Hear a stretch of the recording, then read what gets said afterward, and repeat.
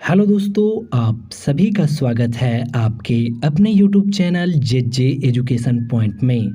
तो दोस्तों, आज के इस वीडियो में हम पढ़ने वाले हैं कक्षा 7 विषय विज्ञान यानी साइंस का अध्याय नंबर 1, जिसका नाम है पादपों में पोषण। तो हम लोग कक्षा 7 के विषय विज्ञान को स्टार्ट करने जा रहे हैं और यह हमारा फर्स्ट वीडियो है।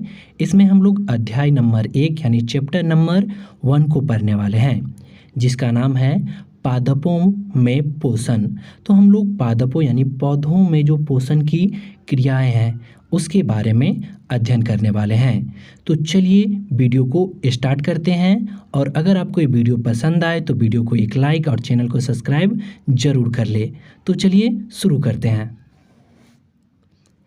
इस अध्याय का जो पहला हमारा टॉपिक है वह है भोजन के घटक।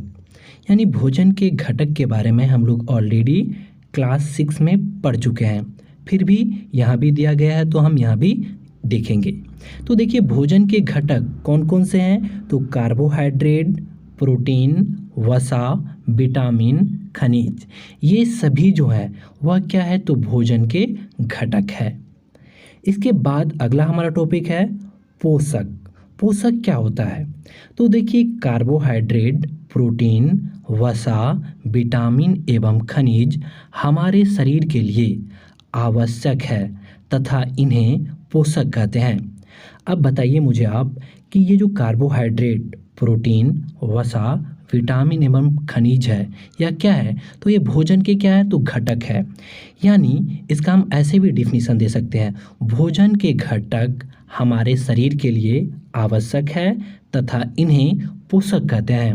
अब भोजन के घटक कौन कौन से हैं? तो हमने अभी देखा कि कार्बोहाइड्रेट, प्रोटीन, वसा, विटामिन एवं खनिज, ये सभी क्या है? तो भोजन के घटक है।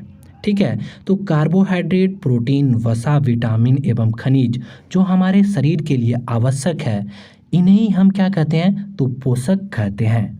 ठीक है, आप सभी इस चीज़ से परिचित है कि सभी जीवों को जो है वह भोजन की आवश्यकता होती है, चाहे वो पेड़ हो, पौधे हो, जीव हो, जंतु हो, मनुष्य हो, सभी को भोजन की आवश्यकता होती है। पादप यानी पौधे क्या करते हैं? तो अपना भोजन जो है वह स्वयं बना सकते हैं। पादप यानी पौधे अपना भोजन स्वयं यानी खुद ही बना सकते हैं। और वह कैसे बनाते हैं? तो सूर्य के प्रकाश, क्लोरोफिल, जल, खनिज तथा कार्बन डाइऑक्साइड की सहायता से अपना भोजन बनाते हैं। तो पादप बेसिकली अपना भोजन स्वयं संश्लेषित करते हैं, यानी स्वयं बनाते हैं। वो कैसे बनाते हैं? तो वायुमंडल से वह जो है कार्बन डाइऑक्साइड लेते हैं, सूर्य से प्रकाश लेते हैं, उनके पत्ते में जो है क्लोरोफिल होते हैं, पृथ्वी के अंदर से जल एवं खनिज लेते हैं। इन सभी की सहायता से वह अपना भोजन जो है वह तैयार करते हैं। जबकि मानव तथा अन्य प्राणी जो है वह प्रत्यक्ष अथवा परोक्ष रूप से पादपों पर निर्भर करते हैं। अगर हम ये कहें मानव तथा अन्य जितने भी प्राणी हैं वह इनडायरेक्ट या डायरेक्ट वे में पादपों यानी पौधों पर ही निर्भर करते हैं। प्रत्यक्ष अथवा परोक्ष रूप से वह पादपों पे ही निर्भर करते हैं। जैसे एग्जाम्पल के लिए, पेड़ पौधों को हिरन खाते हैं, हिरन को शेर या टाइगर खाते हैं। ठीक है, इसी प्रकार से हम लोग मानव जीव जंतु को भी खाते हैं, पेड़ पौधे से जो हमें अनाज प्राप्त होता है उनको भी हम ग्रहण करते हैं। यानी इनडायरेक्ट वे में या डायरेक्ट वे में आप देखें तो हम सभी जो जीव है वह पेड़ पौधों पे ही आश्रित है, क्योंकि एक दूसरे पे हम डिपेंड है। और सभी जो है डायरेक्ट देखो या इनडायरेक्ट वे में सभी जो है वह पादपों यानी पौधों पे ही निर्भर करते हैं। ठीक है, अगला हमारा टॉपिक है पोषक पदार्थों के कार्य। ये जो हम पोषक पदार्थ ग्रहण करते हैं भोजन के रूप में, तो इनका कार्य क्या है हमारे शरीर में, हमें क्या प्रॉफिट मिलता है? तो अलग अलग पॉइंट दिए गए हैं, 4 पॉइंट, इन्हें नोट करना है आपको। यहाँ से कई बार प्रश्न पूछे गए हैं कि पोषक पदार्थों के कार्य क्या है। तो देखिए, कार्य करने के लिए ये हमें ऊर्जा प्रदान करते हैं। पोषक पदार्थ जो है वह हमारे शरीर में एनर्जी प्रदान करता है कार्य करने के लिए। सेकेंड पॉइंट है वृद्धि के लिए शरीर को पोषक तत्व प्रदान करता है। हमारा शरीर का जो विकास होता है, हम छोटे से बड़े होते हैं और बड़े होते हैं और बड़े होते हैं, तो हमारा शरीर का जो विकास होता है, वृद्धि होता है, वह हमें पोषक पदार्थ से ही प्राप्त होता है। थर्ड पॉइंट है शरीर की मरम्मत करना। अगर हमें कोई चोट लग जाता है या कोई जख्म या कोई घाव वगैरह हो जाता है, ठीक है, तो वो किसकी सहायता से सही होता है? तो पोषक पदार्थों की सहायता से ही, जो हम ग्रहण करते हैं, खाते हैं भोजन के रूप में पोषक पदार्थों को, उनकी सहायता से जो हमारे शरीर में घाव हो या जो चोट लग गया हो वह सही होता है। फोर पॉइंट है हमें स्वच्छ रखने के लिए विभिन्न रोगों से जो है बचाव करता है या बचाव करना। हमारे शरीर में विभिन्न तरह के जो है आपको पता है कि आज के टाइम में पर्यावरण कितना दूषित हो गया है, आदमी बीमार पड़ता है, तो वो सभी चीज़ों से जो हमारा नुकसान होता है, उन सभी चीज़ों से हमें कौन बचाता है? हमारे शरीर में विभिन्न प्रकार के अगर रोग होते हैं, उनसे हमें कौन रक्षा करता है? तो यही जो पोषक पदार्थ है, इनकी सहायता से ही हम रोगों से लड़ पाते हैं। ठीक है, इसके बाद अगला हमारा टॉपिक जो है वह है पोषण। पोषण क्या होता है? इससे पहले हमने पोषक के बारे में पढ़ा, तो आप कंफ्यूज मत होना पोषक और पोषण में। इससे पहले हम लोग क्या पढ़ रहे थे? तो पोषक के बारे में पढ़ रहे थे। अब जो हमारा टॉपिक है वह क्या है? तो पोषण है। पोषण क्या होता है? तो सजीवों द्वारा भोजन ग्रहण करने एवं इनके उपयोग की विधि को पोषण कहते हैं। सजीवों के द्वारा जो भोजन ग्रहण करते हैं एवं हम इनका जो उपयोग करते हैं, इन्हीं को हम क्या कहते हैं? तो पोषण कहते हैं। ठीक है, पोषण के बाद जो हमारा अगला टॉपिक है वह है स्वपोषण। तो स्वपोषण क्या होता है? जैसे आप शब्द से भी समझ गए होंगे कि स्वयं पोषण करना। ठीक है, तो स्वपोषण, तो पोषण की वह विधि जिसमें जीव अपना भोजन स्वयं संश्लेषित करते हैं, स्वपोषण कहलाती है। अतः ऐसे पादपों को स्वपोषी कहते हैं। यानी पोषण की ऐसी प्रक्रिया या ऐसी विधि जिसमें जीव जो है वह अपना भोजन स्वयं संश्लेषित करते हैं, यानी स्वयं बनाते हैं, उसे हम स्वपोषण कहते हैं या स्वपोषण कहलाती है। अतः ऐसे पादपों को जो स्वयं भोजन बनाते हैं, ऐसे पादपों को हम क्या कहते हैं? तो स्वपोषी कहते हैं। इसके बाद अगला हमारा है विषमपोषी। विषमपोषी क्या होता है?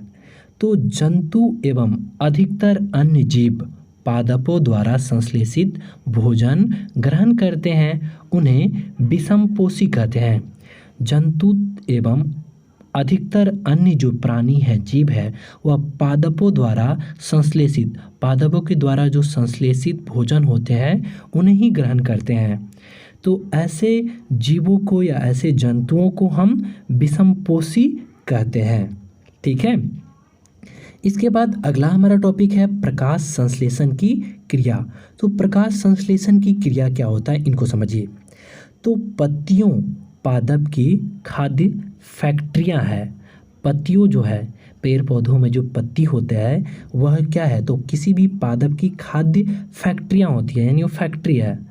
पत्तियों की सतह पर सूक्ष्म रंध्र होते हैं, इसी से वायु में उपस्थित कार्बन डाइऑक्साइड यानी CO2 प्रवेश करती है।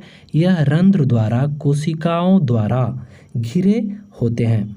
यह रंध्रों द्वारा और कोशिकाओं के द्वारा जो है वह घिरे होते हैं।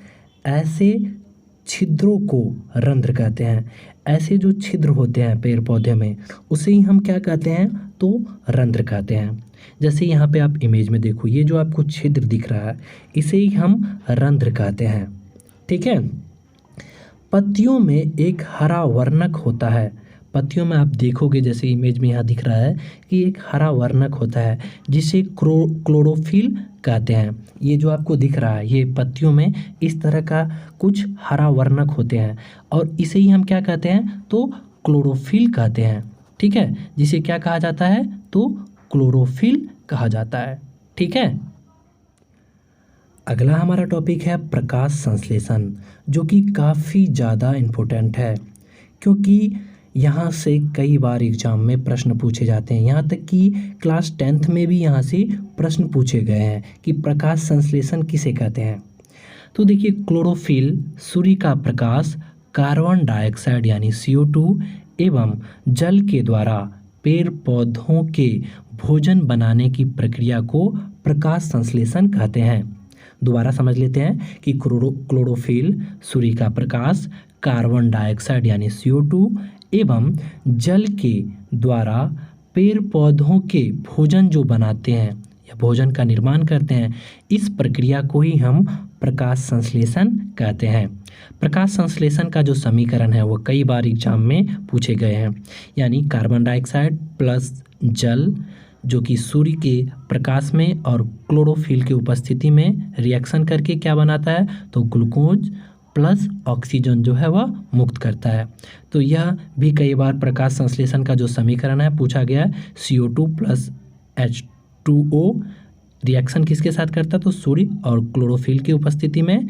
इसके फलस्वरूप C6H12O6 प्लस O2 यानी ऑक्सीजन यहाँ पे क्या होता है, तो मुक्त होता है।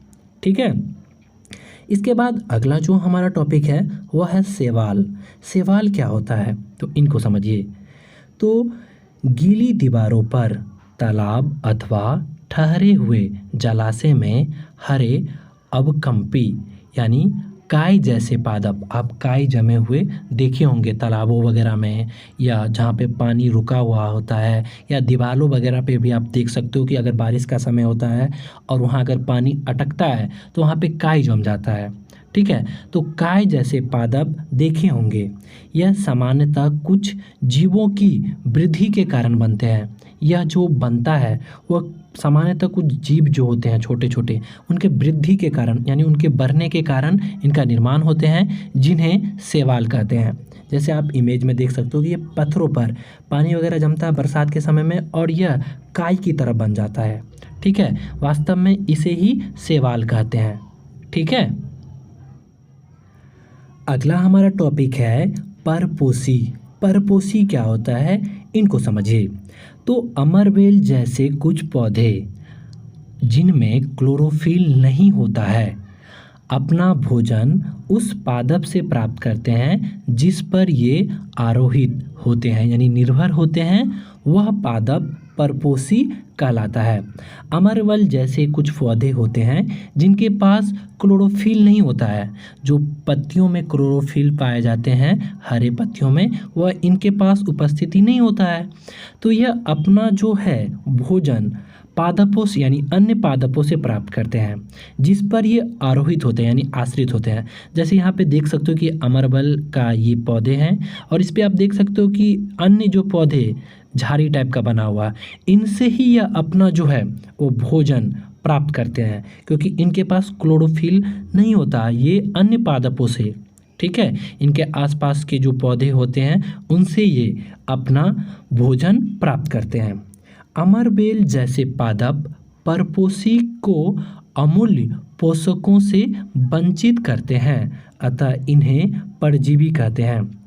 अमरबेल जैसे जो पादप है वह परपोषी को अमूल्य पोषकों यानी जिसका कोई मूल्य ना हो, ठीक है, तो अमूल्य पोषकों से जो है ये वंचित करता है, अतः इन्हें ही परजीवी कहते हैं। इसके बाद अगला हमारा टॉपिक है कीट भक्षी पौधे। कीट भक्षी पौधे क्या होता है, इनको समझिए। तो कुछ ऐसे पौधे भी होते हैं जो कीटों को पकड़कर उन्हें पचा जाते हैं। ऐसे वे नाइट्रोजन की कमी को पूरा करने के लिए करते हैं। कुछ ऐसे पौधे होते हैं जो क्या करते हैं, तो कीटों को पकड़ करके ही चबा जाते हैं यानी भोजन के रूप में खा जाते हैं। ऐसा वो क्यों करते हैं, क्योंकि वो नाइट्रोजन की जो कमी है उनको पूरा करने के लिए वह इन कीटों को पकड़ के खाते हैं। ठीक है। उदाहरण के लिए फ्लाई टेप तथा सेंड्यूज, ये जो है दो पौधे का नाम है जो क्या करते हैं, तो कीटों को भोजन के रूप में पकड़ करके ग्रहण कर लेते हैं। और ऐसा ये क्यों करते हैं, तो नाइट्रोजन की कमी को पूरा करने के लिए। ठीक है। अगला हमारा टॉपिक है मृतजीवी पोषक। तो मृतजीवी पोषक क्या होता है, इनको समझिए।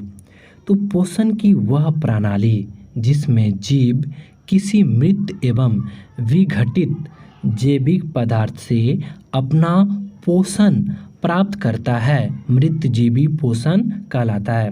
पोषण की ऐसी प्रणाली यानी ऐसी विधि जिसमें जीव जो है वह मृतक यानी मरे हुए या विघटित जो जीवाश्म होते हैं या जैविक होता है, ठीक है, उन पदार्थों से अपना पोषण प्राप्त करता है।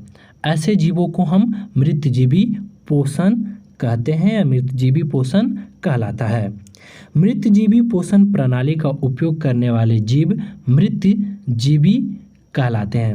मृतजीवी पोषण, ये जो मृतजीवी पोषण प्रणाली का जो उपयोग करते हैं यानी मृतक जो है जैविक या पदार्थों का जो भोजन के रूप में ग्रहण करते हैं, ऐसे जीवों का जो उपयोग करते हैं वैसे को हम मृतजीवी कहते हैं।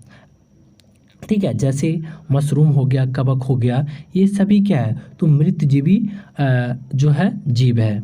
ठीक है, इसके बाद अगला हमारा टॉपिक है वह है सहजीवी संबंध। सहजीवी संबंध क्या होता है इनको समझिए। तो देखिए, कुछ जीव एक दूसरे के साथ रहते हैं तथा अपना आवास एवं पोषक तत्व एक दूसरे के साथ बांटते हैं, इसे सहजीवी संबंध कहते हैं। कुछ जीव जो है वह एक दूसरे के साथ रहते हैं तथा अपना आवास यानी रहने का जो उनका स्थान है वो एवं पोषक तत्व एक दूसरे के साथ शेयर करते हैं यानी बांटते हैं। ऐसे जीवों को सहजीवी संबंध कहते हैं। ठीक है, तो दोस्तों इस वीडियो में इतना ही। अगर आपको ये वीडियो पसंद आया हो तो वीडियो को एक लाइक और चैनल को सब्सक्राइब जरूर कर ले। मिलते हैं नेक्स्ट वीडियो में, तब तक के लिए जय हिंद, जय भारत।